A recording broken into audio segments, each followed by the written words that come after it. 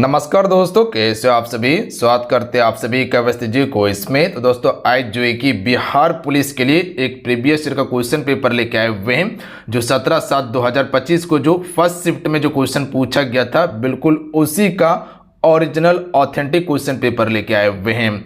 देखिए इस पे आप सभी 100% भरोसा कर सकते हैं, क्योंकि यही क्वेश्चन आपके पेपर में पूछा गया था जो 17/7/2025 को फर्स्ट शिफ्ट में जो एग्जाम हुआ था। ठीक है, तो पूरा आप सभी को 1 से लेके 100 क्वेश्चन दिखाएंगे। आप सभी पूरा क्वेश्चन को देखिएगा, सॉल्व कीजिएगा आप सभी। ठीक है, और देखिए कैसा क्वेश्चन पूछा जा रहा है, किस पैटर्न का क्वेश्चन पूछा जा रहा है, फिर आगे उसी हिसाब से तैयारी कीजिएगा, क्योंकि वैकेंसी आपको जल्द ही देखने के लिए मिलने वाला है बिहार पुलिस के लिए। ठीक है, तो चलिए शुरू करते हैं। सभी एक बार वीडियो को लाइक करके शेयर कर दीजिएगा। देखिए क्लास तो आप सभी करते हैं, बट क्लास को लाइक करने के लिए भूल जाते हैं। क्लास को लाइक जरूर कर दिया कीजिए, आपका एक लाइक मोटिवेट कराता है और हम आपके लिए हमेशा बेहतर चीज करने का कोशिश करते हैं। तो लाइक करके अपने दोस्तों में शेयर जरूर कीजिएगा, और जो चैनल पर नए हैं चैनल को जरूर सब्सक्राइब कर लीजिएगा, और उसके बाद ऑल नोटिफिकेशन को ऑन कर लीजिएगा, ताकि बिहार पुलिस से संबंधित जो भी क्लासेस हो उसका नोटिफिकेशन आप सभी को सबसे पहले प्राप्त हो जाए। तो चलिए शुरू करते हैं। आइए आज का पहला क्वेश्चन देखिए, जो पूछा गया था कि कंप्यूटर में मेमोरी की सबसे छोटी इकाई कौन सी है। चलिए क्वेश्चन फर्स्ट का राइट आंसर कीजिएगा आप सभी। तो इस क्वेश्चन का राइट आंसर क्या होगा, देखिए जब पूरा क्वेश्चन आपसे सॉल्व कीजिएगा तो लास्ट में स्कोर भी देखिएगा कितने स्कोर कर पा रहे हैं आप सभी। ठीक है, क्या 50 क्वेश्चन बना रहे हैं या 60 क्वेश्चन बना रहे हैं या 70 क्वेश्चन बना रहे हैं, आप सभी अपना स्कोर जरूर देखिएगा।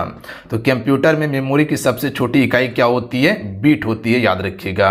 देखिए 8 बीट बराबर 1 बाइट होता है, याद रखिएगा, और 4 बिट्स बराबर अगर बात किया जाए तो 1 निबल के बराबर होता है। बात समझे क्या आप सभी, बिल्कुल बात समझे आप सभी।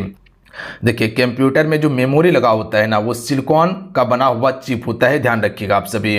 और ये आपका बाइट हो गया, किलो बाइट हो गया, मेगाबाइट, मेगाबाइट मतलब एमबी हो गया, उसके बाद जीबी जिसे गीगाबाइट कहा जाता है, इस रूप में इसे मापा जाता है। बात समझे क्या, बिल्कुल। चलिए अगला क्वेश्चन देखिएगा, जो 2 नंबर क्वेश्चन पूछा गया है कि साइबर एथिक्स क्या है। चलिए क्वेश्चन 2 का राइट आंसर कीजिएगा। तो देखिए साइबर एथिक्स जो है ऑनलाइन व्यवहार के लिए नैतिक दिशा निर्देशक है, याद रखिएगा आप सभी। तो ऑप्शन में बी इसका करेक्ट आंसर होगा। चलिए अगला क्वेश्चन देखिए, सीनियर राष्ट्रीय घोड़सवारी प्रतियोगिता 2025 का आयोजन कहाँ की गई थी। तो ये 25 का करंट अफेयर से संबंधित क्वेश्चन है। तो ये आपका कहाँ किया गया था, तो मेरठ में किया गया था, ऑप्शन में सी। अगला है कि एनएसजी का पूरा नाम लिखें, यानी कि एनएसजी का यहाँ पर फुल फॉर्म पूछा गया है। तो देखिए एनएसजी की बात किया जाए तो इसे हम सभी नेशनल सिक्योरिटी गार्ड के नाम से जानते हैं, यानी कि ऑप्शन नंबर क्या हो जाएगा, बी करेक्ट आंसर होगा। देखिए एनएसजी की बात किया जाए तो इसकी स्थापना कब हुआ था, 1984 में हुआ था, याद रखिएगा, जिसका फुल फॉर्म क्या है, नेशनल सिक्योरिटी गार्ड। बात समझे क्या, बिल्कुल। चलिए अगला क्वेश्चन देखिए 5 नंबर है कि क्रोनिन के द 2 जेंटलमैन ऑफ वेरोन में 2 भाई और उनकी बहन का नाम क्या था। तो देखिए 2 भाई का नाम था निकोलो और जेकेपो था, और बहन थी लूसिया। तो ऑप्शन में सी राइट आंसर होगा।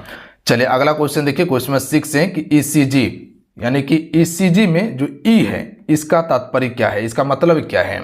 तो इसका मतलब इलेक्ट्रो होता है, याद रखिएगा, ऑप्शन में सी करेक्ट आंसर होगा। बात समझे क्या, बिल्कुल। अच्छा देखिए अगर ईसीजी की बात किया जाए तो इसका उपयोग हमसे कहाँ करते हैं, तो हृदय की विद्युत गतिविधि रिकॉर्ड करने के लिए हम सभी इसका उपयोग करते हैं।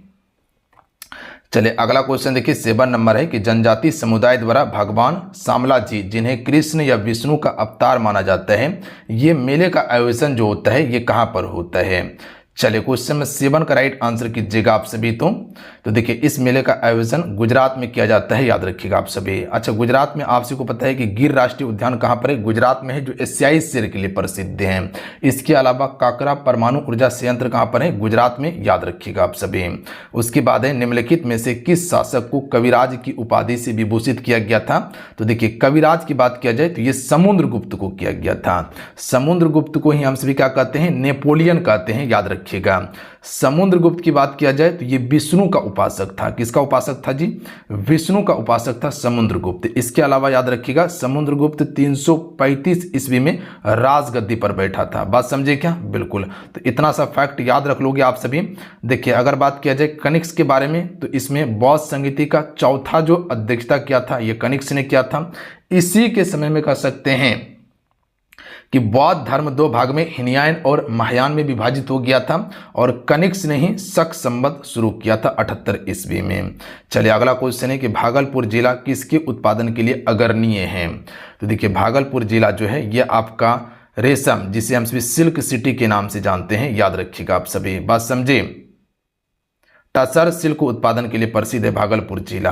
अगला क्वेश्चन है गोलीय दर्पण की वक्रता त्रिज्या r और फोकस दूरी f है, तो क्या संबंध होता है इसमें। तो देखिए अगर f बराबर बात किया जाए तो 2r होगा, याद रखिएगा, ये वाला फार्मूला को बिल्कुल ध्यान रखिएगा आप सभी। अगर वक्रता त्रिज्या r है और फोकस दूरी अगर f है तब यहाँ f बराबर 2r होगा, बात समझे। तो ऑप्शन में ए इसका राइट आंसर होगा। चलिए चीज़ें क्लियर हैं क्या। अच्छा देखिए आपसे को बताना चाहते हैं, चलिए इस क्वेश्चन का पहले आंसर कीजिएगा, उसके बाद चीज़ें आपको बताएंगे। यांत्रिकी ऊर्जा डैश ऊर्जा और डैश ऊर्जा का योग होती है। तो देखिए यांत्रिकी ऊर्जा जो है ये आपका स्थितिज ऊर्जा और गतिज ऊर्जा की योग होती है, याद रखिएगा। जो यांत्रिकी ऊर्जा होता है ये आपका स्थितिज ऊर्जा और गति ऊर्जा का योग होती है, बात समझे क्या। बिल्कुल ऑप्शन नंबर क्या हो जाएगा, डी। देखिए आपसे को ये बताना चाह रहे थे कि Bihar police constable new vacancy 2026 के लिए जो है एप्लीकेशन पे यानी कि ऐप पर जो है आपका क्लासेस यानी कि कोर्सेस लॉन्च कर दिया गया है, जहां पर आप सभी को थ्योरी क्लास करवाया जा रहा है टॉपिक वाइज, जो आपका सिलेबस है उसी के अनुसार परफेक्ट तरीके से अलग अंदाज में, बात समझे क्या। बिल्कुल जहां पर आपको सारा नोट्स हो गया, पीडीएफ हो गया, ई बुक सभी सब्जेक्ट का आपको मिल जाएगा, ठीक है। साथ में आपको टेस्ट सीरीज भी दिया जाएगा, जिस प्रकार से सीएसबीसी क्वेश्चन पूछता है जो पैटर्न है उसका, ठीक है। तो आप सभी मेरे साथ में जुड़ के बेहतर तरीके से तैयारी कर सकते हैं। यहाँ आपको कोर्स शो कर रहा है, अभी ऑफर भी दिए हुए हैं, लगभग 50% अभी ऑफर चल रहा है, ठीक है। तो आप सभी अभी से अगर ज्वाइन करके तैयारी करना चालू कर दीजिएगा ना, तो वैकेंसी आते आते आपका करीब करीब चीजें कंप्लीट हो जाएगा। उस समय प्रैक्टिस कीजिएगा या जो सिलेबस बचा रहेगा वो कंप्लीट कीजिएगा आप सभी। तो ज्वाइन करने के लिए एप्लीकेशन का लिंक हम डिस्क्रिप्शन में और कमेंट बॉक्स में पिन कर दिए, ठीक है। सक्सेस योद्धा एप्लीकेशन का नाम है, ये सर्च कर रहा है, यही एप्लीकेशन है, यहीं पर आपको कोर्स मिलेगा। तो जाके ज्वाइन कर लीजिएगा जो भी बच्चे तैयारी करना चाहते हैं। और जितना भी आपका पीवाईक्यू है ना, ये सारा हम आपको एप्लीकेशन पे अवेलेबल करवा देंगे, ठीक है। तो जाइए ज्वाइन कीजिए और तैयारी कीजिए आप सभी। चलिए अब आइए प्रश्न पर। प्रश्न नंबर 12 है कि किसी वस्तु के वेग को उस वस्तु की डैश बदलकर बदला जा सकता है। तो देखिए उस वस्तु की गति को बदलकर बदला जा सकता है, ध्यान रखिएगा आप सभी। तो किसी वस्तु के वेग को उस वस्तु की गति बदलकर बदला जा सकता है, तो ऑप्शन नंबर डी की तरफ हम सभी यहां जा सकते थे।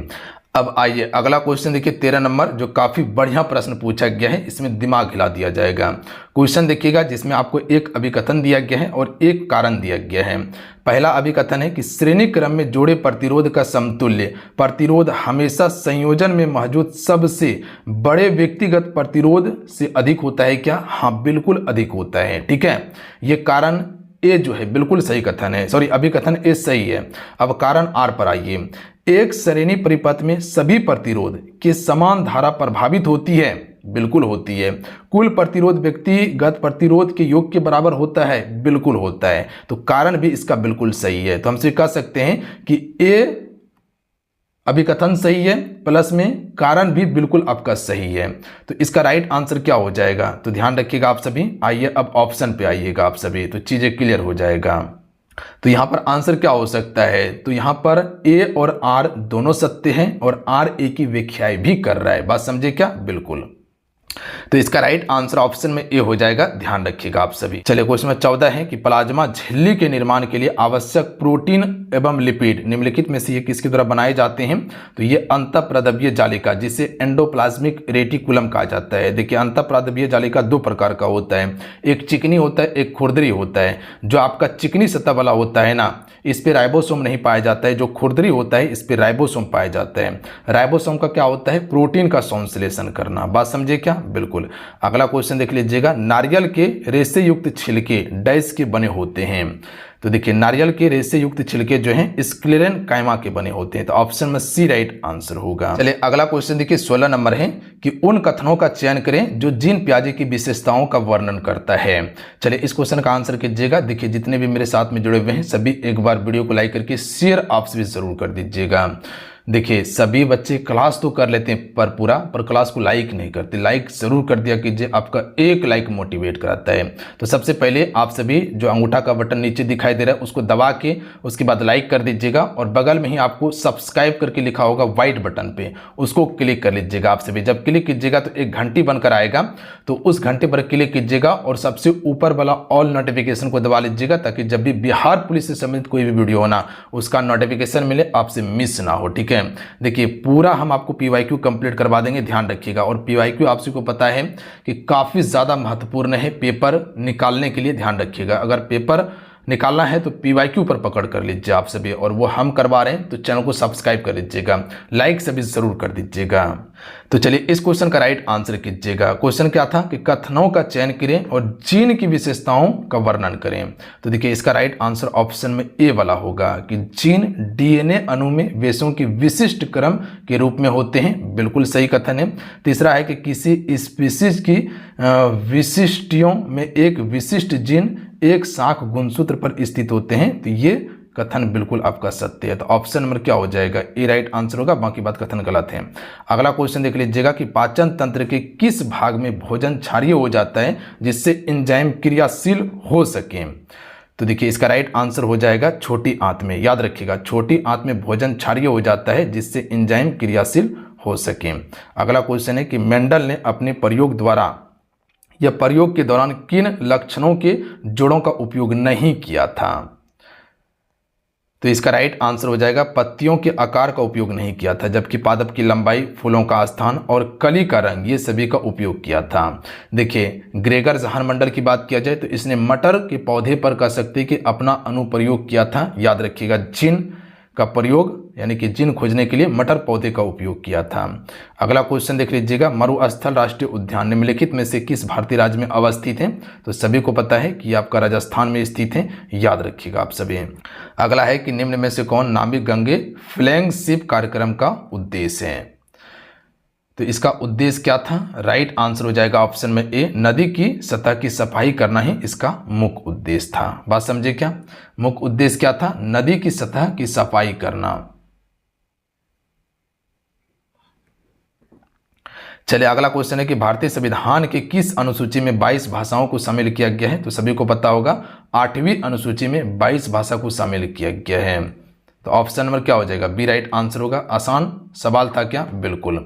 देखिए मूल संविधान की अगर बात किया जाए तो जिस समय मूल संविधान बना था तो उस समय 14 भाषाएं ही शामिल था। ठीक है, बाद में फिर कह सकते हैं कि जैसे कि 1967 में एक आपका भाषा जोड़ा गया था, जैसे कह सकते हैं कि जो 21वां संविधान संशोधन हुआ था उसमें सिंधी भाषा को जोड़ा गया था। और वहीं जो आपका 1992 में जो 71वां संविधान संशोधन होता है उस समय आपका कोंकणी, मणिपुरी तथा नेपाली को जोड़ा जाता है। और एक 2003 में आपका एक संशोधन होता है जिसे हम सभी 92वां संविधान संशोधन कहते हैं।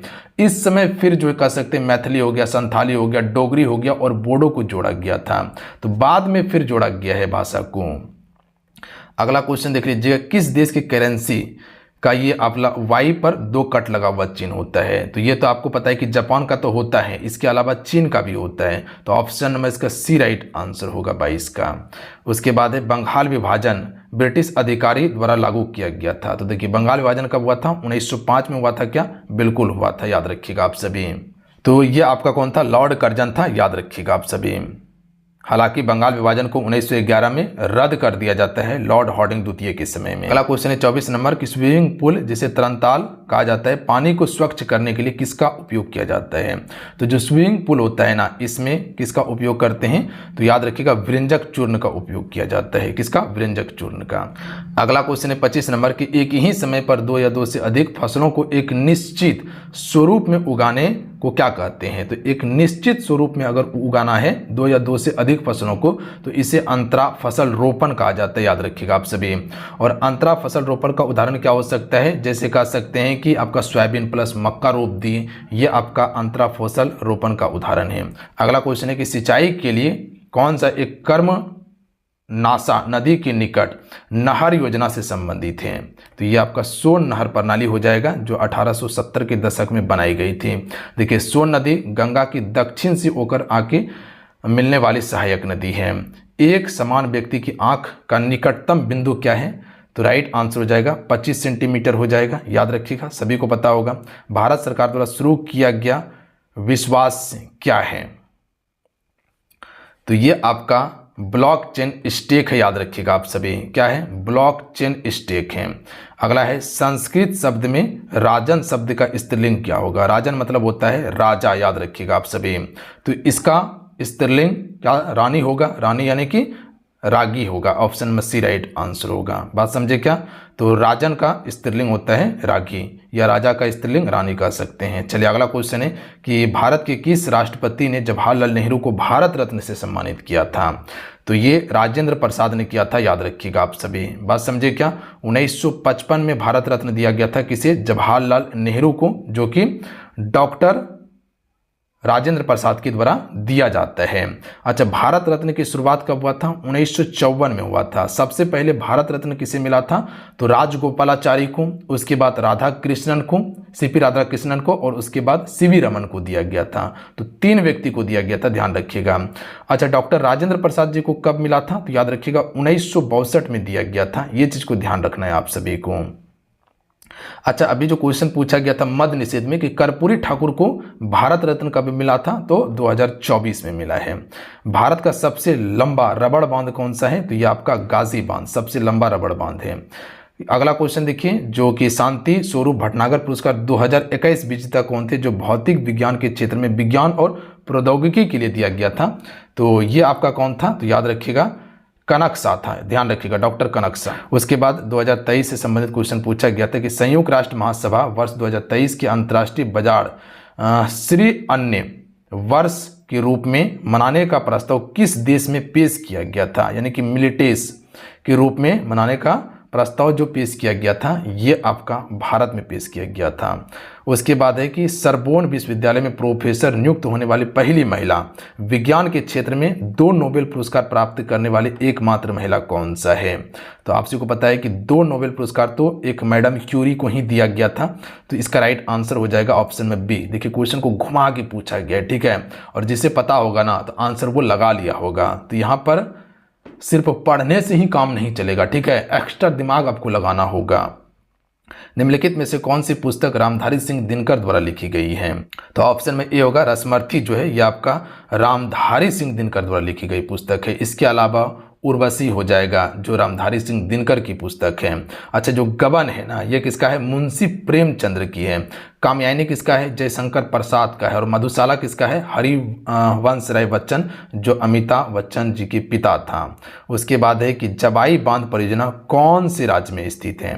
तो देखिए जवाई बांध परियोजना जो है ये आपका कौन से राज्य में है, बता सकते हैं कोई क्या?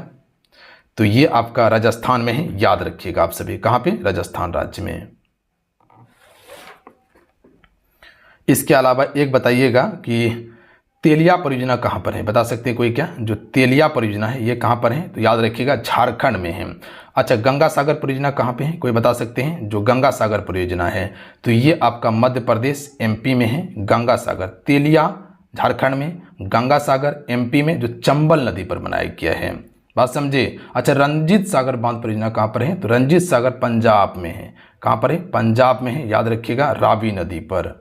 चलिए अगला क्वेश्चन देखिए, 37 नंबर दिया गया है जो इंग्लिश का प्रश्न है कि choose the correct preposition to complete sentence the given below. यहाँ पर एक सेंटेंस दिया गया है। सेंटेंस क्या है? सरिता इज फॉन्ट डैश कॉफी।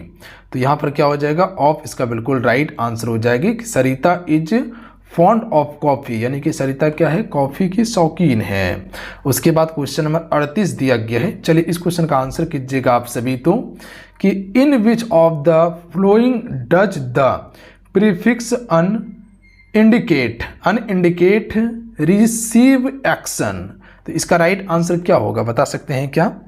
तो इसका राइट आंसर ऑप्शन में भी हो जाएगा 2 और 3, यानी कि अनकाइड हो जाएगा और अनहोली हो जाएगा। तो ऑप्शन नंबर बी वाला करेक्ट आंसर होगा। चलिए अगला क्वेश्चन है 39 नंबर। इस क्वेश्चन का आंसर कीजिएगा कि select the most appropriate synonym of the given word. बता सकते हैं यहाँ पर एक सिनोनिम दिया गया है, कंटेम्प्ट पद दिया गया है। तो इसका राइट आंसर हो जाएगा डिस्टेंस। इसका बिल्कुल करेक्ट आंसर होगा बी नंबर, याद रखिएगा।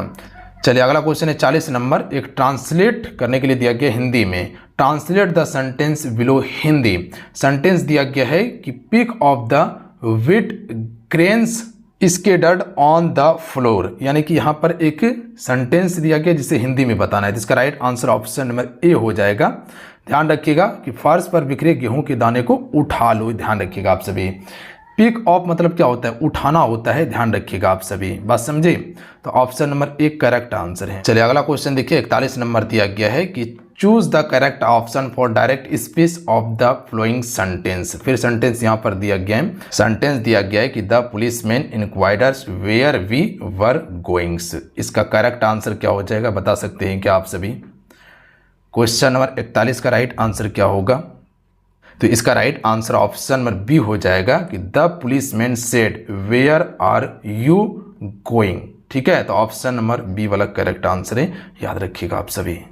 चलिए अगला क्वेश्चन देख लीजिएगा आप सभी कि निम्नलिखित में से किसे बिहार और उड़ीसा विधान परिषद का सभापति नियुक्त किया गया था। सच्चिदानंद सिन्हा को, और ये 1921 में बना था और ये 22 तक रहा था, याद रखिएगा आप सभी। अच्छा, बिहार और उड़ीसा विधान परिषद का गठन कब किया गया था, तो याद रखिएगा 1921 में ही इसका गठन हुआ था, 7 फरवरी 1921 को। अगला क्वेश्चन देख लीजिएगा कि अशोक के अभिलेख निम्नलिखित में से किस भाषा में संकीर्ण नहीं है, यानी कि किस भाषा में नहीं लिखा गया है। तो याद रखिएगा आप सभी, ये संस्कृत भाषा में नहीं लिखा गया है, जबकि प्राकृतिक, अरमाइक और ब्राह्मणी लिपि में लिखा गया है। अच्छा, अशोक के शिलालेख को सर्वप्रथम किसने पढ़ा था, तो जेम्स प्रिंसेप ने पढ़ा था, याद रखिएगा आप सभी। याद रहेगा कि आप सभी को जेम्स प्रिंसेप ने पढ़ा था कब, 1837 ईस्वी में, बात समझे। अच्छा, जो आपका अशोक का शिलालेख है सबसे ज़्यादा किस भाषा में है, तो ब्राह्मणी भाषा में है। इसके अलावा खरोष्टी भाषा में है, यूनानी भाषा में है, अरमाइक में है, ये सभी इसका प्रमुख भाषा में है।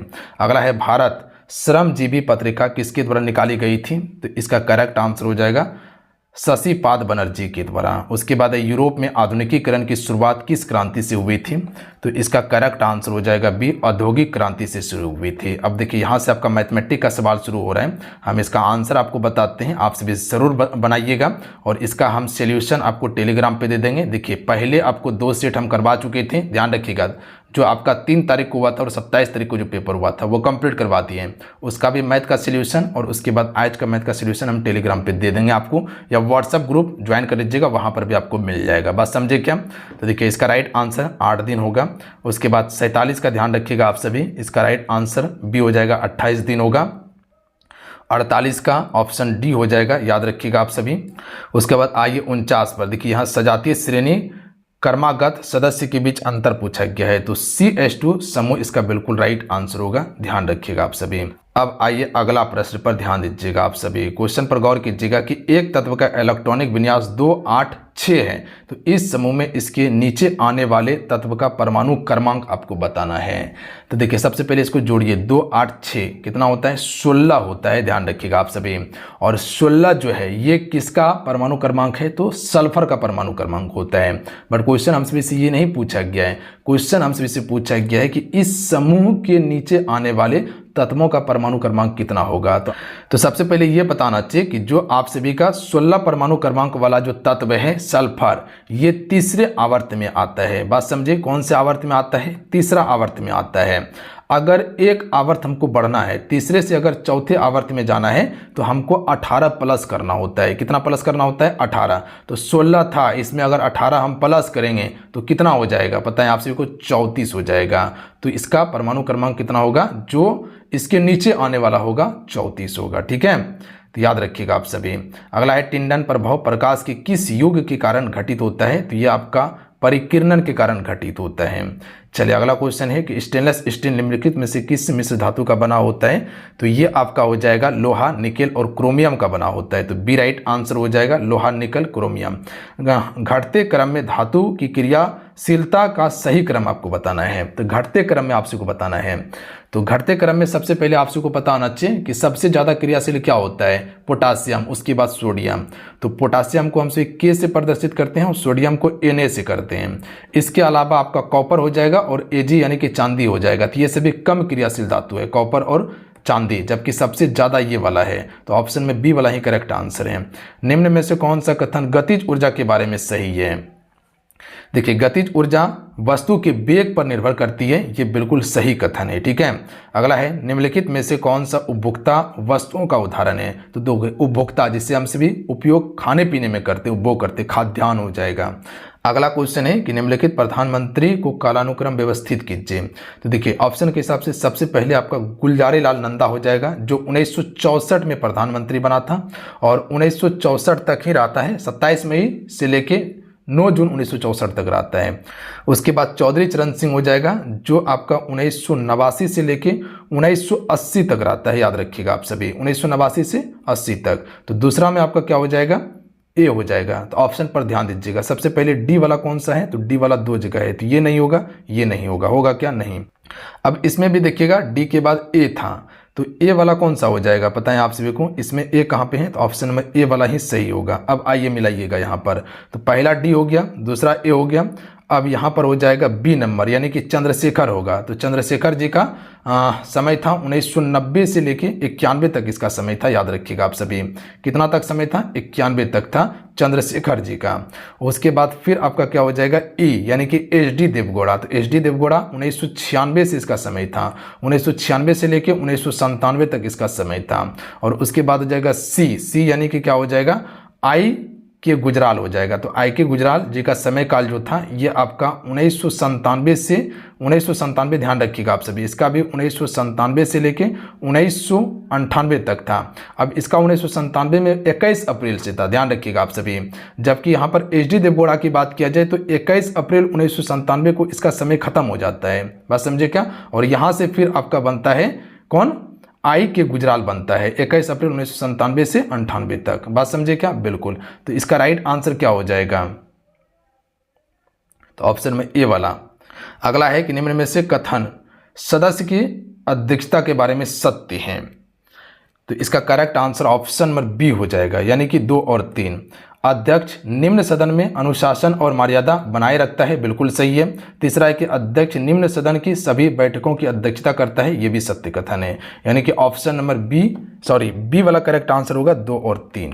अगला है कि सत्ता की साझेदारी के विषय में निम्न में से कौन सा कथन असत्य है? सत्ता की साझेदारी के विषय में पहला है कि सत्ता की साझेदारी सामाजिक समूह के बीच संघर्ष को कम करने में सहायक होता है, क्या? बिल्कुल सही कथन है। सत्ता की साझेदारी राजनीतिक व्यवस्था स्थापित करने के लिए एक अन्य माध्यम है, ये भी सही कथन है।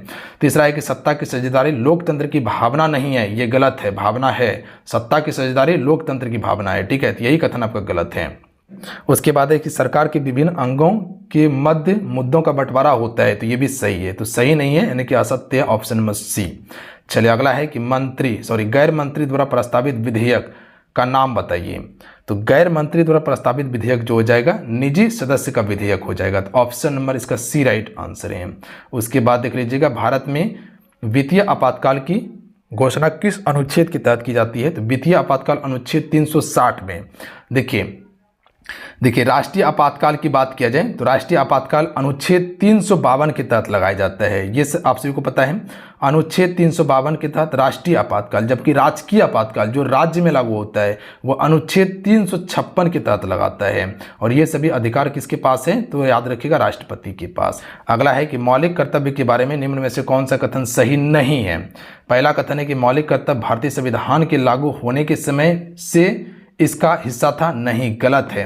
मौलिक कर्तव्य जिस समय भारत का संविधान लागू हुआ था उस समय से नहीं था।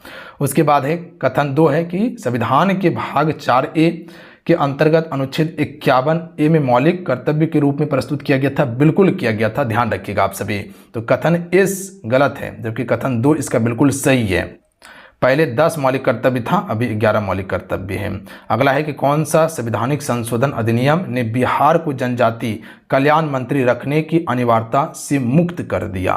तो इसका राइट आंसर होगा 94 संविधान संशोधन 2006 में। मुंडा विद्रोह किस वर्ष हुआ था? तो इसका राइट आंसर हो जाएगा बी 1899 से 1900, जो बिरसा मुंडा के द्वारा किया गया आंदोलन था। फूल नहीं रंग बोलते हैं काव्य संग्रह के रचनाकार कौन है? तो इसका राइट आंसर होगा केदारनाथ अग्रवाल इसके रचनाकार हैं। अगला क्वेश्चन है कि छात्र दल दक्षिण दिशा की ओर चला गया, यहाँ रेखांकित शब्द हैं। और वह अब निर्माण कार्य में संलग्न है। रेखांकित शब्द का विलोम, तो यहाँ पर निर्माण का विलोम और दक्षिण का विलोम बताना है। तो दक्षिण का होता है उत्तर होता है और निर्माण का विध्वंस होता है। तो ऑप्शन में सी राइट आंसर होगा।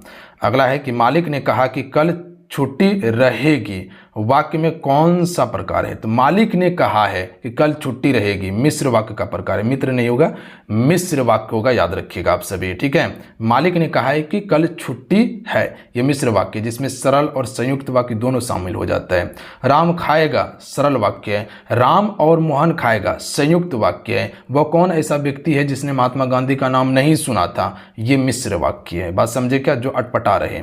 अगला है निम्नलिखित में से किस वाक्य में साकर्मक क्रिया है? साकर्मक क्रिया जैसे कह सकते हैं कि रीना हंसती है, क्या हंसती है पता नहीं, ये आकर्मक है। पक्षी उड़ता है, क्या उड़ता है नहीं पता, आकर्मक है। जैसे कहते हैं ममता पुस्तक पढ़ रही है, तो ममता क्या पढ़ रही है, पुस्तक। तो अगर साकर्मक को पहचानना है तो क्या का उच्चारण करना है? ममता पुस्तक पढ़ती है, तो ममता क्या पढ़ रही है, पुस्तक पढ़ रही है। जवाब मिल रहा है ना, तो ये साकर्मक क्रिया है, तो बी राइट आंसर है। निम्न में से कौन सा एक पुल्लिंग नहीं है? तो देखिए पुल्लिंग नहीं होगा उर्दू, उर्दू स्त्रीलिंग शब्द है, याद रखिएगा। जबकि मोती, तांबा, नीम ये सभी पुल्लिंग शब्द हैं। अगला क्वेश्चन है कि दशरथ पुत्र राम ने रावण को मार डाला, रेखांकित पद समूह में कौन सा पद बंद होगा? तो यहाँ पर देख लीजिएगा, दशरथ पुत्र राम ने रावण को मार डाला है, तो यहाँ पर विशेषण पदबंध होगा, ध्यान रखिएगा आप सभी। बात समझिए क्या, ऑप्शन में सी होगा। इसमें संज्ञा पदबंध नहीं होगा, ध्यान रखिएगा आप सभी कि यहाँ पर राम की विशेषता बताया जा रहा है कि राम ने रावण को मार डाला है, जो दशरथ का पुत्र है। अगला है कि कबीर रस खान किस मद में अपनी रचनाएं करने के लिए सिद्धरत थे? तो इसका राइट आंसर हो जाएगा सवैया में, याद रखिएगा आप सभी। अगला है कि कवि सखा किस क्षेत्र में अपनी रचनाएं करने में थे? तो याद रखिएगा कवि आपका जो है सखा जो है ये आपका निर्गुण क्षेत्र में रचनाएं करने के लिए प्रसिद्ध थे। अगला क्वेश्चन देख लीजिएगा, यहाँ पर मुहावरे दिया गया है और उसका अर्थ बताना है। जैसे कि छाती पर पत्थर रखना, मुहावरे का अर्थ क्या होता है? किसी को धैर्यपूर्वक सहना, ठीक है, किसी को धैर्यपूर्वक सहना। खून का घूंट पीना का अर्थ क्या होता है? अपना गुस्सा दबाना, अपना गुस्सा दबाना। जान पर खेलना, मुहावरे का अर्थ क्या होता है? बहुत बड़ा जोखिम लेना। उसके बाद टांग अड़ाना, बाधा डालना हो जाएगा, ठीक है। तो इसका राइट आंसर ऑप्शन में ए वाला होगा, मिलान कर लीजिएगा। उसके बाद देख लीजिएगा आप सभी, 1932 में पूना पैक्ट दो नेताओं के बीच में समझौता हुआ था, तो ये आपका गांधी और अंबेडकर जी के बीच में हुआ था, याद रखिएगा आप सभी, नर्मदा जेल में। अगला क्वेश्चन देख लीजिएगा कि किस राज्य के बजट 2025-26 में सभी प्रखंडों पर सरकारी सुविधा अलॉट खोलने की घोषणा की है? तो ये आपका किसने किया है? बिहार सरकार ने। अगला क्वेश्चन है कि विश्व पैरा एथलेटिक्स चैंपियन 2025 का आयोजन जो हुआ था ये आपका कहाँ किया गया था? नई दिल्ली में। करंट अफेयर और बिहार जी के पकड़ना होगा। अगला है इंटरनेशनल फिल्म फेस्टिवल रॉटरडेम 2025 का आयोजन किस देश में हुआ था? तो इसका राइट आंसर होगा नीदरलैंड में हुआ था। अगला है दिसंबर 2024 में प्रख्यात पर्यावरणविद और पद्मश्री विजेता उनका हाल ही में निधन हो गया था, तो ये 2024 का करंट अफेयर है, नहीं पूछा जाएगा, फिर भी आप याद रख लीजिएगा, ऑप्शन में डी वाला करेक्ट आंसर है। अगला क्वेश्चन देखिए, जो 25 में करंट अफेयर पूछा गया था जनवरी का, ठीक है, तो हो सकता है आने का संभावना है, ठीक है, बट करंट अफेयर जो एक बार पूछ लिया जाता है वो दोहरा कर नहीं पूछा जाता। इंदौर एवं उदयपुर होगा। जेड मोड़ सुरंग कहाँ स्थित है? तो इसका राइट आंसर हो जाएगा जम्मू कश्मीर में है, याद रखिएगा आप सभी। ये जेड आकार का है इसीलिए इसे जेड नाम सुरंग दिया गया है। बात समझे, लगभग जो है कि 6.4 किलोमीटर इसकी लंबाई है। बात समझे। अगला क्वेश्चन देख लीजिएगा कि निम्नलिखित में से नवंबर 6 2024 को संयुक्त राज्य अमेरिका के 47वें राष्ट्रपति के रूप में जो चुने गए हैं वो कौन था? डोनाल्ड ट्रंप था। कौन सा साहित्य सामंत हार्वे द्वारा नहीं लिखा गया है? तो साहित्य सामंत हार्वे द्वारा जो नहीं लिखा गया है ये आपका हो जाएगा प्रोफेट सॉन्ग्स, ये इसके द्वारा नहीं लिखा गया है। तो प्रोफेट सॉन्ग की अगर बात किया जाए तो ये पॉल लीच के द्वारा लिखा गया, याद रखिएगा आप सभी। किसने लिखा है? पॉल लीच के द्वारा लिखा गया है, जबकि ये सभी जितना है ये सभी आपका सामंत हार्वे ने लिखा है। निम्नलिखित घटनाओं पर विचार कीजिए। दूसरा गोलमेज सम्मेलन, भारतीय वाणिज्य और उद्योग महासंगठन, दलित वर्ग एसोसिएशन और पूना पैक्ट। तो पूना पैक्ट बताएं कि 1932 में हुआ था, ठीक है। और उसके बाद दूसरा गोलमेज सम्मेलन 1931 में हुआ था। पता है क्या आप सभी को? बिल्कुल पता है आप सभी को। यहाँ पर 2 बज गया। एक भारतीय वाणिज्य और उद्योग महासंघ, देखिए इसकी स्थापना 1927 में हुआ था। कब हुआ था? 1927 में। अब बज गया दलित वर्ग एसोसिएशन। दलित वर्ग एसोसिएशन की बात किया जाए तो इसकी स्थापना 1930 में किया गया था। कब किया गया था? 1930 में किया गया था। तो अब बताइए, पहले हो जाएगा बी नंबर, उसके बाद हो जाएगा सी नंबर, उसके बाद हो जाएगा आपका ए नंबर, तब डी नंबर होगा। तो इसका right answer option number D वाला होगा कि बी सी ए डी हो जाएगा। ठीक है, ऑप्शन नंबर डी। अगला है वास्को डिगामा भारत के किस शासक से मिला था? तो राजा जेमोरिन, जो कालीकट बंदरगाह पर पहुंचा था, वहां का राजा था राजा जेमोरिन 1498 में। अगला है भक्ति आंदोलन परंपरा से संबंधित सत्य धर्मदास और दरिया साहेब संबंध किस राज्य से है? तो इसका संबंध बिहार से है। कर्क रेखा निम्नलिखित में से किस राज्य से होकर नहीं गुजरती है? तो उड़ीसा से नहीं गुजरती। मिजोरम, राजस्थान, त्रिपुरा 8 राज्यों से होकर गुजरती है। 23.5 डिग्री उत्तरी अक्षांश रेखा है। पता है कौन कौन सा राज्य? नीचे कमेंट करके बता सकते हैं क्या? गुजरात हो जाएगा, राजस्थान, मध्य प्रदेश, छत्तीसगढ़, झारखंड, पश्चिम बंगाल, उसके बाद मिजोरम, त्रिपुरा, याद रखिएगा आप सभी। उसके बाद है किस नदी का उद्गम महाकलेश्वर चोटी से होता है? तो इसका करेक्ट आंसर हो जाएगा कृष्णा। उसके बाद है कोरबा, तापीय ऊर्जा संयंत्र और राज्य दिया गया है। तो देखिए कोरबा कहाँ पर है? पता है आपसे को? कोरबा छत्तीसगढ़ में है, यानी कि 1 का बी होगा। उसके बाद है तलचर, तलचर कहाँ पे? उड़ीसा में है, तो तलचर उड़ीसा हो जाएगा, यानी कि 2 का ए हो जाएगा।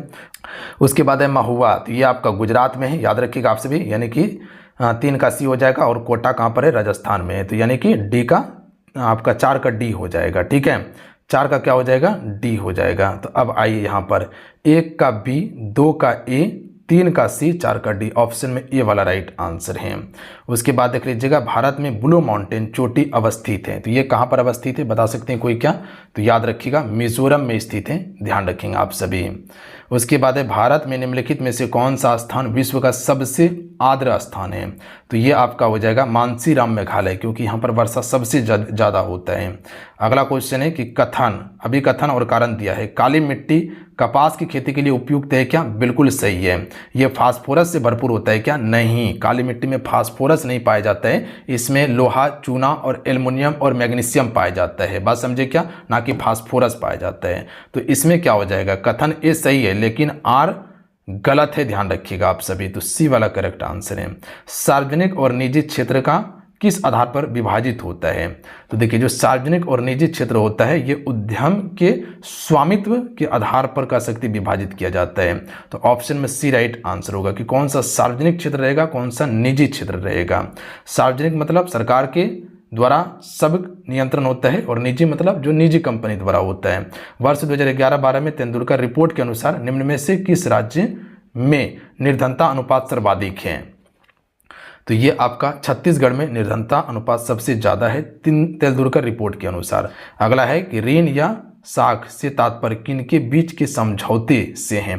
तो इसका राइट आंसर हो जाएगा ऑप्शन में ए, ऋणदाता और ऋणी के समझौते से हैं। उसके बाद देख लीजिए कॉलम 1 कॉलम 2 दिया गया। अब यहाँ पर अवधारणा में भोजन उपलब्धता दिया गया है। तो ये आपका जो हो जाएगा देश में खाद्य उत्पादन, खाद्य आपूर्ति और राजकीय अनाज कोष में पिछले वर्षों का खाद्य स्टॉक हो जाएगा भोजन उपलब्धता। बात समझे क्या? उसके बाद है खाद्य पहुंच। तो खाद्य पहुंच की बात किया जाए तो ये हो जाएगा खाद्य सभी व्यक्ति की पहुंच से की गई है, तो ये खाद्य पहुंच हो जाएगा। उसके बाद है खाद्य सामर्थ्यता। तो इसका हो जाएगा ऑप्शन बी वाला कि प्रत्येक व्यक्ति के पास पर्याप्त सुरक्षित एवं पोषक खाद्य खरीदने हेतु पर्याप्त धन थे। तो इसका राइट आंसर क्या हो जाएगा? तो देखिए यहाँ पर बी का ए हो जाएगा, और उसके बाद 1 का सी हो जाएगा, और 3 का क्या हो जाएगा? बी हो जाएगा। तो इसका राइट आंसर हो जाएगा क्या? तो इसका right answer option number c बिल्कुल करेक्ट आंसर होगा। अब आइए अगला क्वेश्चन देख लीजिएगा। सभी 3 क्षेत्रों में उत्पादन का योग देता है। तो देखिए सभी 3 क्षेत्रों में उत्पादन का योग आपका जीडीपी देता है, ध्यान रखिएगा आप सभी। जीडीपी जिसे ग्रॉस डोमेस्टिक प्रोडक्ट के नाम से जानते हैं, ध्यान रखिएगा आप सभी। देखिए जीडीपी जो है किसी भी अर्थव्यवस्था में एक वित्तीय वर्ष में उत्पादित सभी अंतिम वस्तु और सेवाओं का मौद्रिक मूल्य होता है। क्या बताएं? जीडीपी किसी भी अर्थव्यवस्था में एक वित्तीय वर्ष में उत्पादित सभी अंतिम वस्तु और सेवाओं का क्या है? मौद्रिक मूल्य है। तो ऑप्शन में इसका बी राइट आंसर है। उसके बाद वर्ष 2017-18 में विभिन्न राज्य में प्रति 1000 जीवित जन्मे शिशु दर का विस्तार जो है ये आपका सही इसका कौन सा हो जाएगा। राज्य दिया गया है और मृत्यु दर 2018 दिया गया है। तो देखिए हरियाणा की बात किया जाए तो यहाँ लगभग जो है कि आपका 30 था, ध्यान रखिएगा आप सभी, शिशु मृत्यु दर, तो यानी कि A का 3 हो जाएगा। केरल की अगर बात किया जाए तो केरल में आपका 7 था, यानी कि यहाँ पर जो हो जाएगा ये आपका 2 होगा B का। बिहार में 32 है तो यहाँ पर 1 हो जाएगा, यानी कि इसका राइट आंसर ऑप्शन में C करेक्ट आंसर होगा। चतुर्भुज के अंतःकोणों का योग, तो आंसर बताते हैं, बना लीजिएगा आप सभी। तो इसका ऑप्शन में C राइट आंसर होगा, 360 डिग्री होगा। 98 का आंसर चेक कर लीजिएगा, B करेक्ट आंसर होगा, 4% लाभ होगा। उसके बाद है 99 का, तो 99 का ऑप्शन में C 8 होगा। उसके बाद 100 नंबर का सही आंसर ऑप्शन में डी हो जाएगा, 30% हो जाएगा। ठीक है, तो चलिए इस प्रकार से पूरा 100 क्वेश्चन आपको हम कंप्लीट करवा दिए हैं। जो आपका 17 तारीख को जो पेपर हुआ था बिल्कुल उसका ओरिजिनल ऑथेंटिक क्वेश्चन पेपर दिखा, यही क्वेश्चन आपके पेपर में पूछा गया था। तो लेवल आप सभी देख सकते हैं, इसी लेवल का आपको तैयारी करना है, जहां तक हो सकता है इससे आपको अपर लेवल का तैयारी करना होगा। हम आपको तैयारी करवाएंगे, बिल्कुल बेफिक्र होकर मेरे साथ में तैयारी कीजिएगा। और जल्दी अब डिजिटल बोर्ड के साथ में हम आपको बिल्कुल फेस लेके लाइव आने वाले हैं, तो बिल्कुल आप घबराना नहीं है, बिल्कुल आपका परफेक्ट तैयारी हम करवाएंगे। मिलते हैं। जय हिंद, वंदे मातरम। जाते जाते वीडियो को लाइक करके शेयर कर दीजिएगा। जो चैनल पर नया है चैनल को जरूर सब्सक्राइब करके घंटी को प्रेस कर लीजिएगा। जय हिंद।